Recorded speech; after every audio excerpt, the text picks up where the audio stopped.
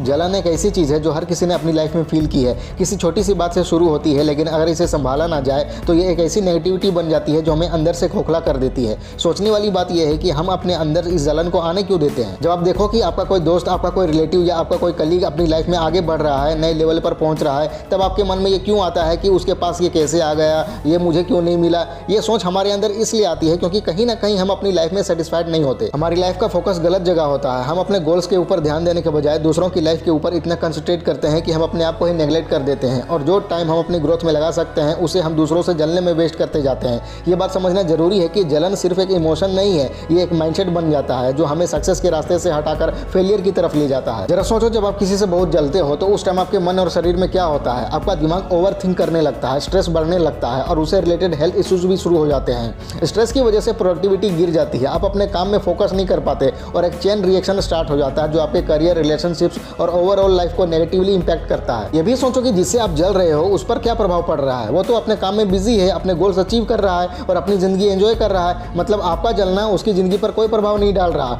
बस आपकी energy waste हो रही है। तो क्यों ना उस एनर्जी का सही इस्तेमाल किया जाए, क्यों ना आप अपने अंदर एक नया पर्सपेक्टिव डेवलप करो जो आपको जलन की जगह मोटिवेशन दे। ये समझो कि जलन एक नेचुरल इमोशन है, हर कोई कभी ना कभी इसे फील करता ही है और इसमें शर्माने या गिल्ट फील करने की जरूरत नहीं है। लेकिन ये जरूरी है कि हम इस जलन को अपनी जिंदगी को कंट्रोल करने ना दें। सबसे बड़ा रीजन जलन का ये है कि हम अपने आप को दूसरों के सक्सेस से कंपेयर करते हैं। लेकिन समझो, हर कोई अलग बैकग्राउंड, अलग सर्कमस्टेंसेस और अलग अपॉर्चुनिटीज के साथ लाइफ जी रहा है। तो कंपैरिजन का क्या मतलब। आपकी जर्नी सिर्फ आपकी है, दूसरों की अचीवमेंट सिर्फ उनका सफर दिखाती है, आपकी नहीं।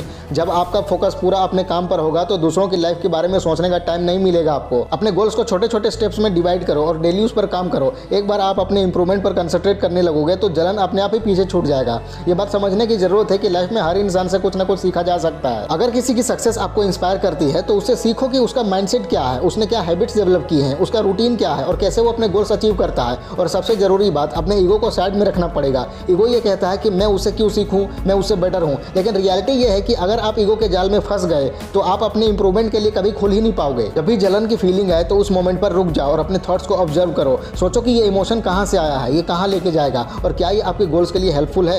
ये समझो कि जितना टाइम आप जलने में वेस्ट करोगे उतना ही आपके गोल्स आपसे दूर होते जाएंगे। जलन एक इल्यूजन है जो आपके माइंड को कंट्रोल करता है और आपको आपके असली पोटेंशियल तक पहुंचने नहीं देता। जब हम किसी से जलते हैं तो असल में हम अपनी एनर्जी, अपने समय और अपनी मेंटल शक्ति को उस इंसान पर वेस्ट करते हैं जो वैसे भी अपनी राह पे है, तरक्की कर रहा होता है, जबकि हम वहीं खड़े होते हैं अपने आप को उनके कंपैरिजन में छोटा महसूस करते हुए। ये एक विशाल सर्कल बन जाता है जहां से निकलना मुश्किल लगता है, पर सच ये है कि इस सर्कल को तोड़ना आपके हाथ में ही है। जब आप किसी से जलते हो तो एक बार रुको और अपने आप से पूछो, मैं इस एनर्जी का सही उपयोग कर रहा हूँ या नहीं। अगर इसका जवाब नहीं आता है तो समझ जाओ कि ये सिग्नल है अपने फोकस को सही जगह शिफ्ट करने का। अब बात करते हैं सोल्यूशन की। क्यों ना आप अपने आप को उस इंसान की उपलब्धियों से इंस्पायर करो। सोचो, अगर एक इंसान जो आपके ही जान पहचान आस पड़ोस का था, आपके ही जैसे रिसोर्सेज के साथ उसने एक काम को करना शुरू किया था, आज वो कुछ बड़ा कर रहा है, बड़ा आदमी बन गया है, तो इसका मतलब ये है कि आप भी कर सकते हो। उसने क्या स्ट्रेटजी फॉलो की, उसने कैसे अपनी लाइफ में डिसिप्लिन लाया, कैसे डिस्ट्रैक्शन को हैंडल किया, ये सब देखकर उसे सीखना शुरू करो। इससे एक और फायदा होता है कि आपका माइंडसेट चेंज होता है।